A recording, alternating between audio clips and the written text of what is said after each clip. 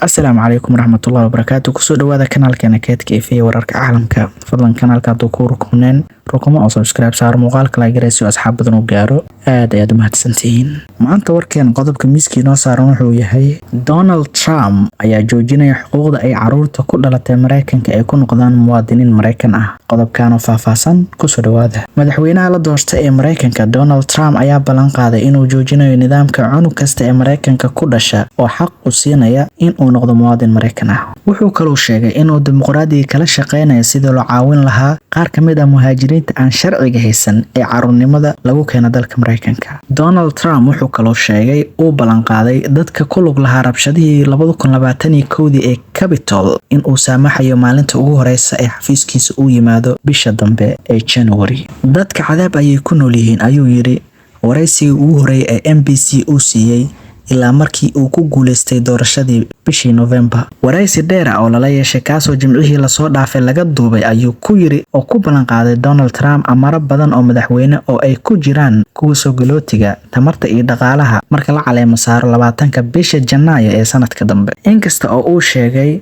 in uusan wax cadaalad ka dalbanayn in baaris lagu sameeyo Joe Biden, haddana waxa uu sheegay in qaar ka mid ah la taliyaashiisa siyaasadda oo ay ku jiraan sharci dejiyaasha baarista ku sameeyay rabshadihii Capitol in ay tahay in la soo xiro. Trump waxa la weydiiyay haddii uu cafinayo boqolaalka qof ee lagu helay in ay galeen dambiyada rabshadaha markii ay taageerayaashiisa ay xoog ku galeen Congress-ka 3 bilood kadib guuldaradii doorashadii 2020. Wuxuu ku jawaabay waxaan eegaynaa kiisaska madax bannaan ayuu yiri degdeg ayaan wax ku qabanaynaa isagoo intaas ku daray maalinta koowaad. Trump hadalku uu sii watay wuxuuna yiri waad ogtahay in ay sanado badan halkaas ay joogeen wasaq ayay ku dhex joogeen ma ahayn in loo ogolaado in ay furaan. Madaxweynaha la doortay sidoo kale wuxuu sheegay warar kale wareysigii NBC ee la yeelatay axadii la sii daayay. Warkaas waxaa ka mid ah in uu ka digay haddii uu ku sii jiro heshiiska NATO haddii ay qarashka bixinayaan waxay ila tahay haddii qaybtood qarashka ay bixinayaan jawaabtu waa haa waan la joogaya ayuu yiri NATO. Trump wuxuu kaloo sheegay in uu xayiraad saarayn ama xayiraad ku soo rogayn